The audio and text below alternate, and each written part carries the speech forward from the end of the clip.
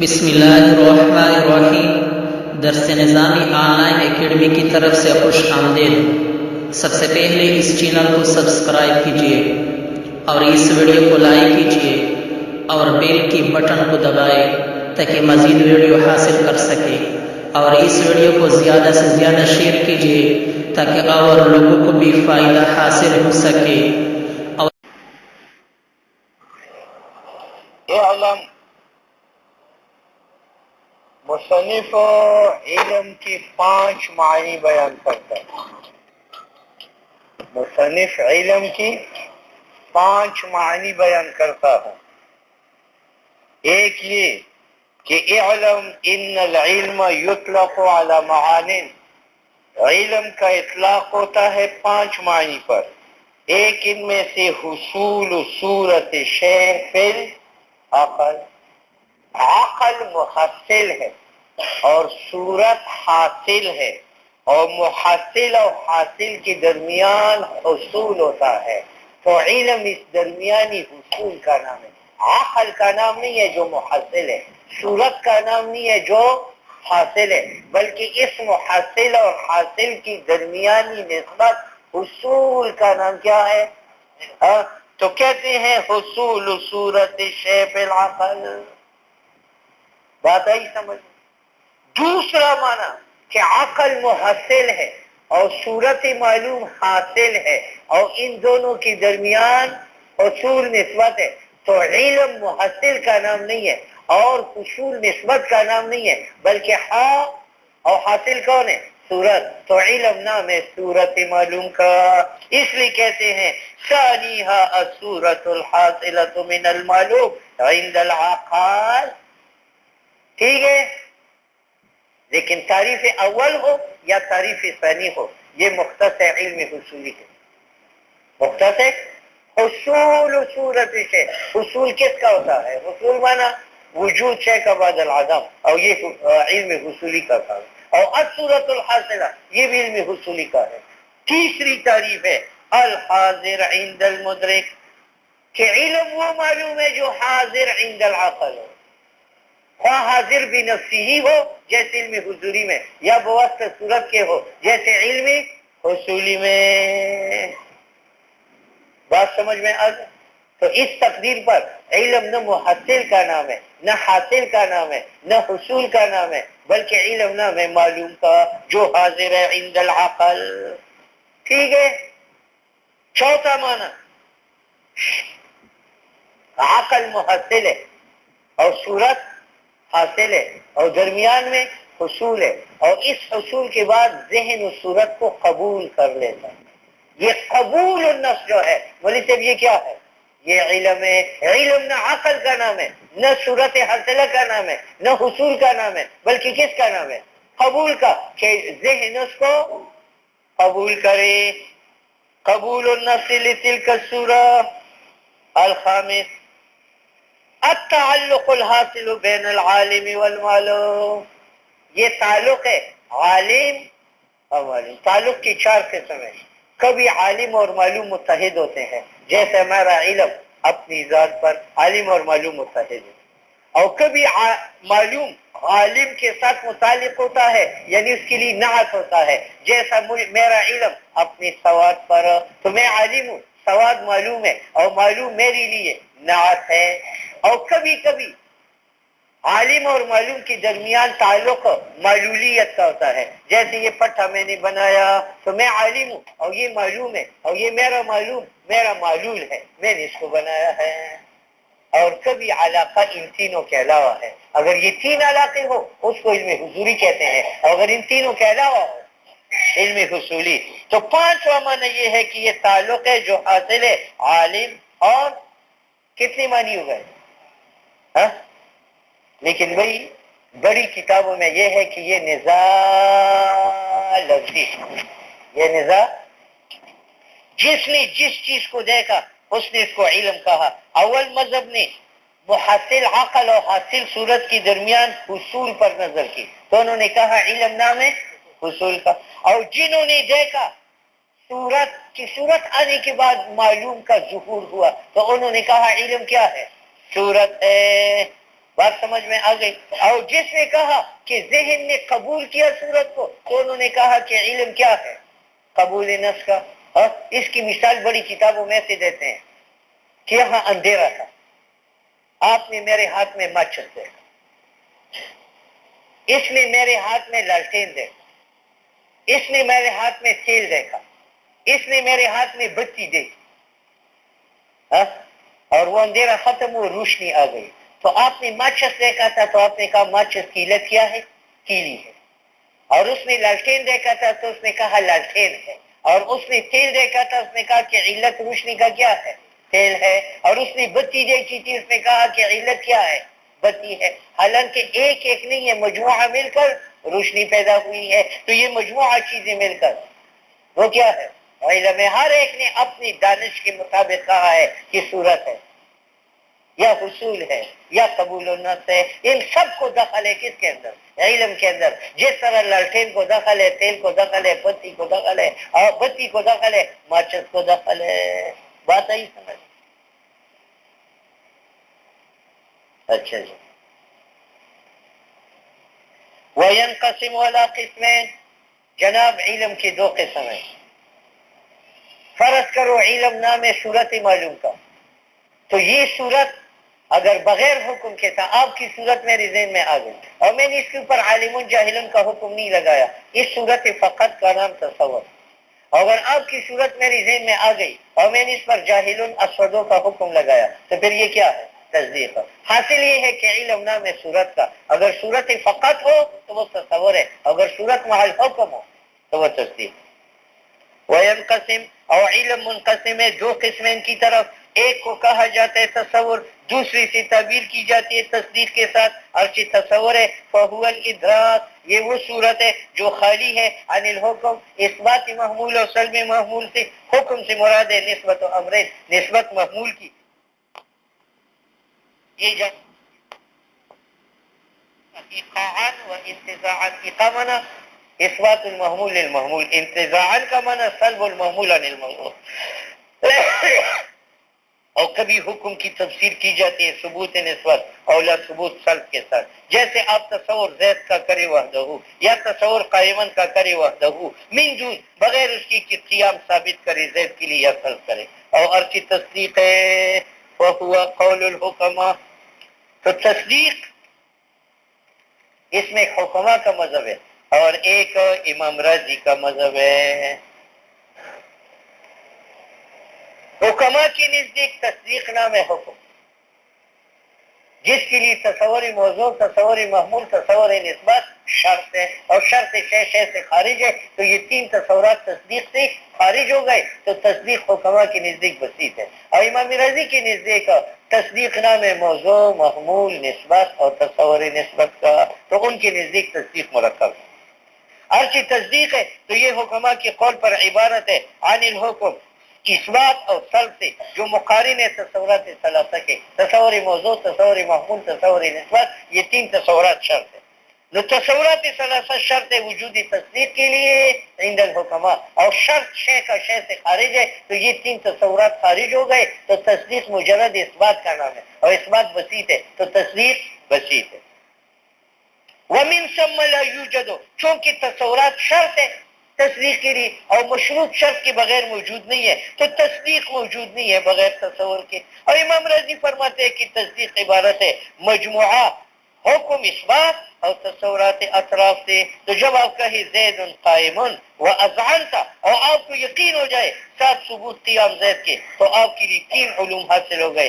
ایک آپ نے صورت زید کا حاصل کیا، دوسرا آپ نے حاصل کیا معنی قائمن کا، اور تیسرا علم نسبت کا رابط کا، جس سے تعبیر کی جاتی ہے فارسی میں حق کے ساتھ ایجاب کی صورت میں، نیز کے ساتھ سلب میں، اور ہے اثبات کے ساتھ، اور نہیں یہ ہندیہ میں۔ اس حکم کو کبھی اس معنی کو کبھی حکم کہا جاتا ہے اور نسبتی حکمی کہا جاتا ہے کبھی کبھی۔ اذا اتقنت، جب آپ نے یہ اختلاف سمجھ لیا تو جان لو ان الحکیمہ حکما یزعم دعویٰ کرتا ہے کہ تصدیق نہیں ہے مگر ادراک اس بات کا جو معنی رابطی ہے، اور امام راضی گمان کرتا ہے کہ تصدیق مرکب ہے، مجموعہ ہے ادراکیات ثلاثہ سے جو تصور محکوم علیہ موضوع ہے، تصور محمول ہے، ادراک نسبت حکمی کا ہے جو مسمى بالحکم۔ نے کل علم کو تقسیم کیا تھا تصور اور تصدیق کی طرف، اور وجہ حصر میں یہ کہا تھا کہ علم تو صورت کا نام ہے۔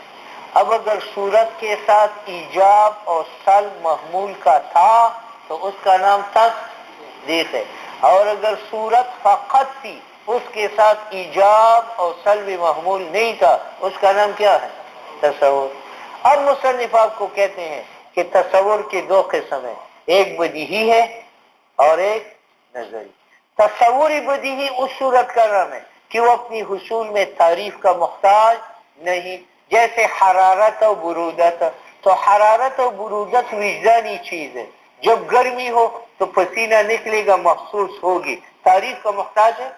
برودت جب سردی ہو تو وجدان محسوس کرے گا کہ سردی ہے، کب کبھی تاری ہوگی، وہ برودت تعریف کا محتاج ہے۔ تو جو صورت اپنی حصول میں تعریف کا محتاج نہ ہو اس کا نام ہے تصوری بدیہی، اور جو صورت اپنی حصول میں تعریف کا محتاج ہے وہ تصوری۔ جیسے جن تصور ہے یا تصدیق ہے؟ تصور ہے، کیونکہ مفرد ہے، اس میں ایجاب اور سلب کا حکم نہیں ہے۔ اب جن آپ کے ذہن میں تب آئے گا کہ میں تعریف کروں جسم ناری یتشکل باشکال مختلفۃ، کہ یہ ایک جسم ہے جو آگ سے بنا ہوا ہے اور قادر ہے مختلف اشکال اپنانے پر۔ یا ملک تصور ہے، یہ آپ کے ذہن میں تب آئے گا کہ میں اس کی تعریف کروں کہ جسم نورانی یتشکل باشکال مختلفہ۔ تو تصور کی کتنے اقسام ہوں گے؟ دو۔ اور اسی طرح تصدیق کی بھی، تصدیق تو وہ صورت ہے جس کے ساتھ اثبات محمول کا ہو زید قائم، یا سلب محمول کا ہو زید لیس بقائم۔ تو پہلی میں صورت زید کا ہے مع اثبات القیام، اور دوسری میں صورت زید کا ہے مع سلب القیام۔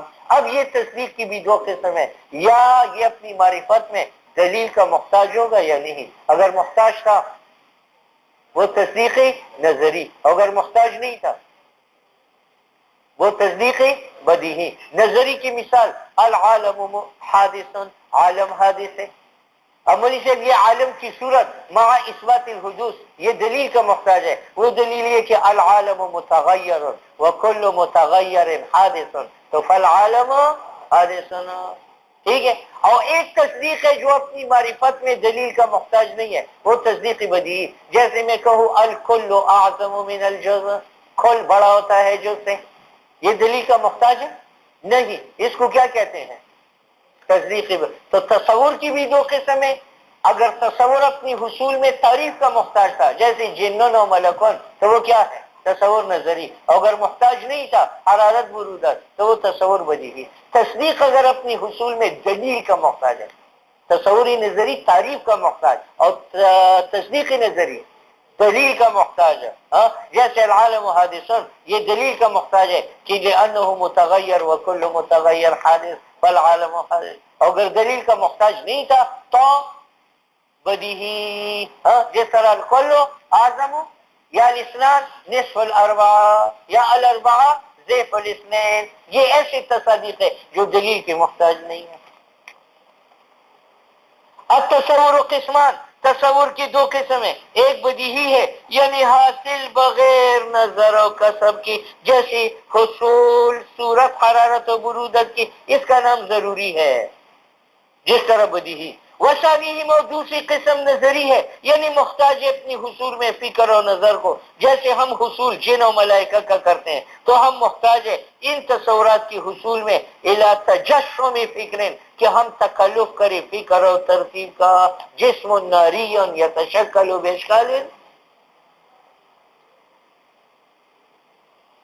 الی تجشم فکر و ترتیب نظر، اس کا نام کسبی بھی ہے جس طرح اس کا نام نظری ہے۔ اور تصدیق ایزن قسمانی، دو قسم پر ہے، ایک بدیہی ہے جو حاصل ہے بغیر فکر و کسب کی، اور دوسرا نظری ہے المفتقر جو محتاج ہے بدیہی کی مثال الکل اعظم من الجز، یہ دلیل کا محتاج نہیں ہے. یا الاسنان نصف الاربعہ، اور مثال ثانی کا تصدیقی نظری کا العالم حادث، تو یہ دلیل کا محتاج ہے. کیا العالم اول متغیر، تو متغیر نکالو العالم حادث. یا ہم کہتے ہیں الصانع موجود ہونا، یہ ایک تصدیق ہے، یہ دلیل کا محتاج ہے. لأنه مؤثر وكل مؤثر موجود فالصانع موجود ونحو ذلك.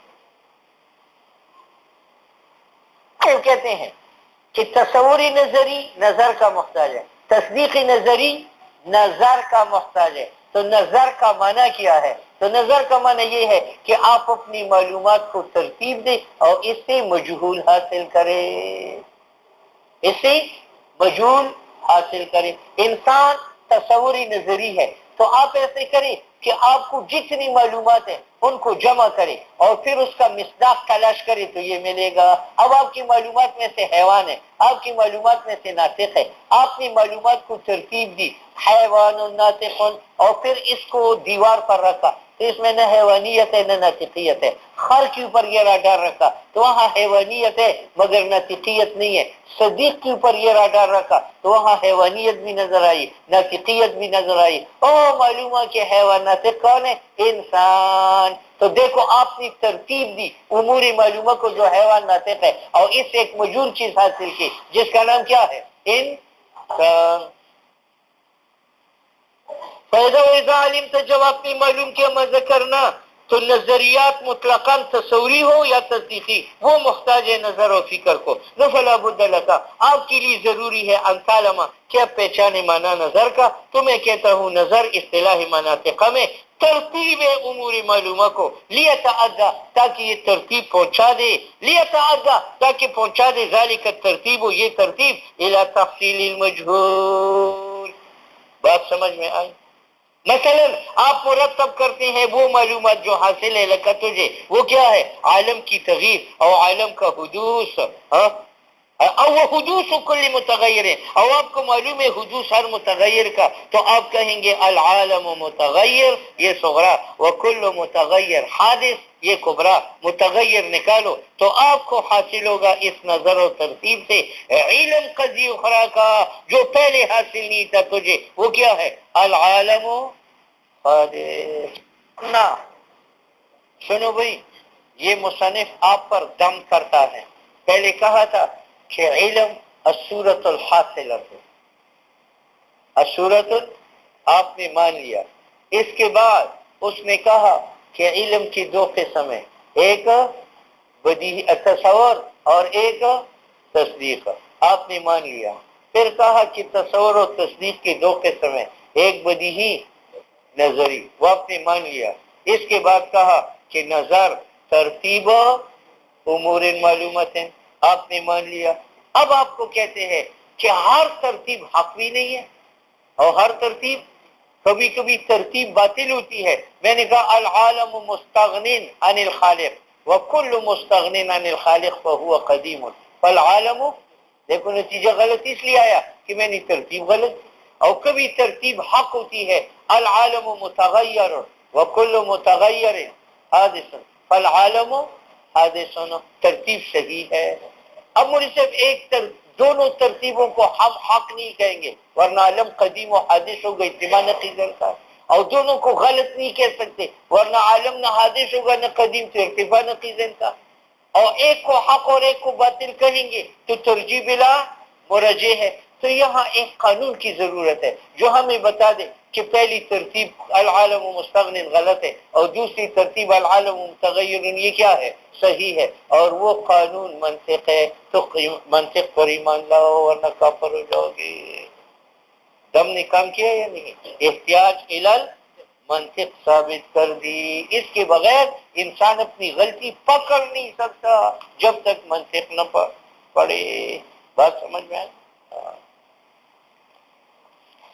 کا اپنے آپ کو دور رکھو اس گمان سے کہ ہر ترتیب حق ہے اور موصل پہنچانے والا ہے الی علم صحیح نتیجہ صحیح کو کیفا اگر ہر امر کذالک ہر ترتیب حق ہو جائے نما وقع الاختلاف لوگوں میں اختلاف نہ ہوتا اور تناقض نہ آتا ارباب عقل میں مع انه قد وقع حالانکہ اختلاف تو واقع ہے کس طرح فمن قائل ایک قائل کہتا ہے کہ العالم اور دلیل پیش کرتا ہے کہ العالم متغیر وکل متغیر حادث تو نتیجہ نکالتے العالم ومن زاعم اور ایک غلط آدمی یزعم غلطی کرتا ہے کہ عالم قدیم ہے غیر مسبوق بالعدم ہے یعنی پہلے یہ معدوم نہیں تھا ازل سے آ رہا ہے اور دلیل پیش کرتا ہے کہ عالم مستغنی ہے خالق سے یہ صغرا وکل ما هذا شانه اور ہر مستغنی قدیم ہے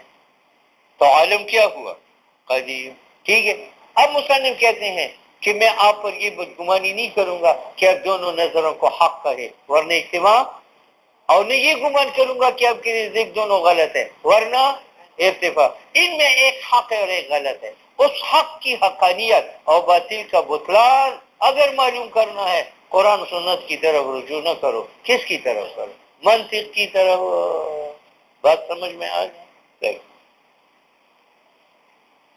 ولا اظن کی شاکن میں تجھ پر یہ گمان نہیں کرتا کہ آپ کو شک ہوگا اس بات میں کہ حد الفکرین صحیح حق ہے اور آخر فاسد غلط ہے اور جب غلط واقع ہوا فکر و قلم میں معلوم ہوا کہ ان الفطرت الانسانیہ کہ انسانی عقل کافی نہیں ہے فی تمیز الخطا منس اور کافی نہیں ہے فی امتیاز القشر کہ چھل کا جدا کرے عن اللہ کس سے گدا مغز سے یہ عقل کا کام نہیں ہے کہ فضول چھلکے کو چھلکے کہے اور گدے مغز کو مغز کہے نفجاءت الحاجت بذلك الى قانون تو اس حق اور باطل کی پہچان کے لیے ضرورت پیش آئی ایک ایسے قانون کو عاصم جو بچانے والا ہو عن الخطا فی الفکر اور یبین فیہ اس قانون میں بیان ہو طرق راستہ اکتساب مجہولات کا کہ مجہول کو کس طرح حاصل کیا جاتا ہے معلومات سے یہ قانون منطق اور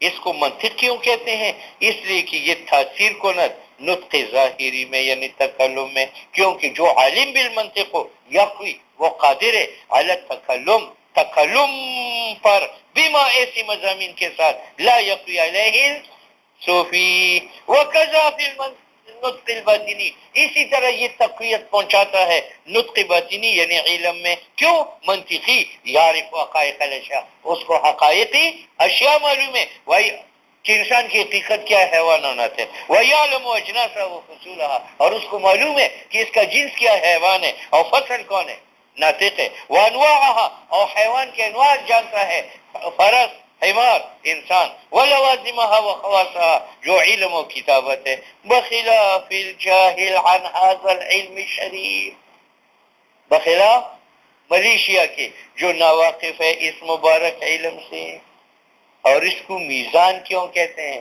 میزان ترازو کا نام ہے اور منطق کی ذریعہ بھی عقل صحیح اور عقل فاسد تولا جاتا ہے اور ہر چیز کا تسمیہ بالمیزان ہے فَلِأَنَّهُ قِسْطَاسٌ لِلْعَقْلِ یہ ترازو ہے عقل کا یوزن بھی عقل تولتی ہے اس کی ذریعہ افکاری صحیحہ اور پہچانتی ہے اس کی ذریعہ نقصان وہ جو افکاری فاسدہ میں ہے اور جانتی ہے عقل اختلال ما نقصان وہ جو انظار کاسدہ کوٹھا میں ہے اس وجہ سے اس کا نام علم عالی ہے یعنی یہ آلہ ہے معرفت صحت اور فساد کا لکونها آلتا لجميع العلوم خصوصا علوم حکمیہ کا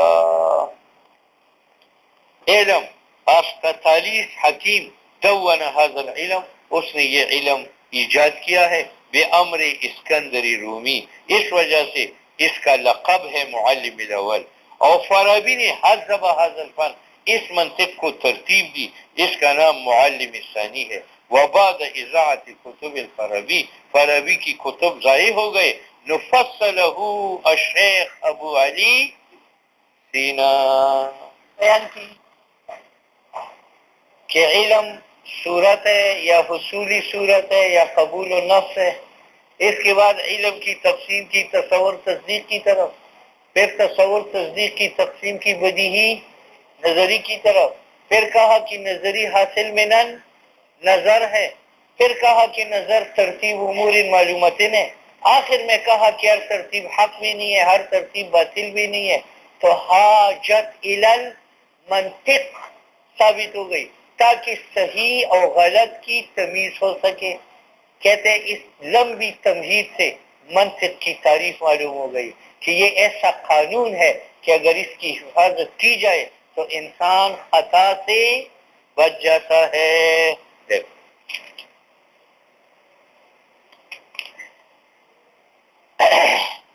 وَلَعَلَّكَ عَلِمْتَ شاید آپ پہچان چکے ہوں گے مما تلونا علیکَ فی بیان الحاجت جو ہم نے پڑھا تھا جب ہم اس بات حاجت کا کرتے تھے منطق کا، تو اس سے آپ پہچان گئے تعریف ہو منطق کی تعریف کہ یہ علم ہے بے قوانین ایسی کلیات پر تعصمو کی بچائے گی مراعاتها ان کلیات کی رعایت و حفاظت. کس کو بچائے گی؟ ذہن کو عن الخطا فی فکر. بات سمجھ میں آ گئی؟ اچھا اب سنو بھائی، مصنف منطق کا موضوع بیان کرتا ہے لیکن منطق کی موضوع بیان کرنے سے پہلے موضوع مطلق کی تعریف کرتا ہے کہ موضوع مطلق اس ذات کا نام ہے جس ذات کے عوارض ذاتیہ سے فن میں بحث ہے. موضوع اس ذات کا نام ہے جس ذات کے عوارض ذاتیہ سے فن میں بحث ہو جائے. مثلا انسان کے عوارض ذاتیہ کیا ہے؟ صحت اور مرض. اور یہ کہاں بیان ہوتے ہیں؟ طب میں. تو انسان ایک ذات ہے، اس کے عوارض ذاتیہ صحت اور مرض، اس سے بحث ہوتی ہے طب میں. معلوم ہوا کہ طب کا موضوع کون ہے؟ انسان. ٹھیک ہے. اچھا اور کلمہ ہے اس کا یہ ذات ہے، اس کے احوال کیا ہے؟ اعراب بنا رفع نصب جر فاعلیت مفعولیت اضافت. اور یہ عوارض بیان ہوتے ہیں نحوے میں. معلوم ہوا کہ نحوے کا موضوع کیا؟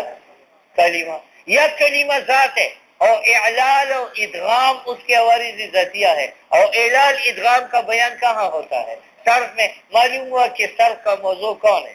کلمہ.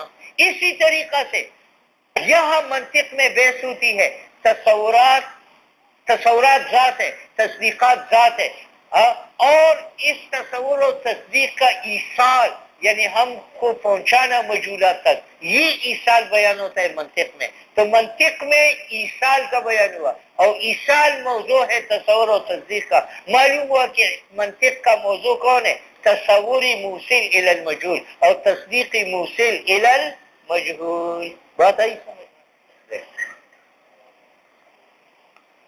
موضوع کل علم موضوع ہر علم کا معبود ذات ہوگی یبحث فیہ کہ بات کی جائے علم میں عن عوارضہ الذاتیہ جیسے بدن انسان کے عوارض ذاتیہ سے بحث ہوتی ہے طب میں تو بدن انسان موضوع طب کا ہے. یا کلمہ و کلام لعلم النحو اس قانون کے مطابق موضوع منطق المعلومات التصوریہ معلومات تصوریہ و تصدیقیہ ہے لیکن لا مطلقا ہر اعتبار سے نہیں بل من حیث انہا موصلۃ کہ یہ تصورات و تصدیقات ہمیں پہنچانے والے بنے الی المجهول تصوری اور تصدیقی تصورات و تصدیقات مجهولت ہو.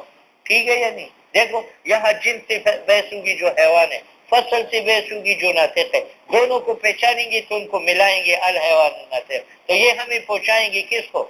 انسان مجهول کو جو تصور ہے. اور العالم متغیر العالم اس سے بحث ہوگی والمتغیر حادث اس سے بحث ہوگی. ہم ان کو ملا کر اس سے شکل اول بنے گی، یہ ہمیں پہنچائے گی العالم حادث کو.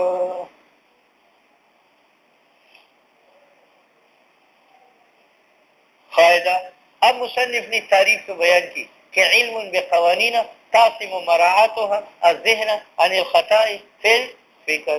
اب اس کی غرض بھی چاہیے. کیوں؟ علم حاصل کرنا یہ ایک فعل اختیاری ہے اور ہر فعل اختیاری کی غرض ہوتی ہے ورنہ طلب بس. بات سمجھ میں آ گئی؟ تو اس علم منطق کی بھی ایک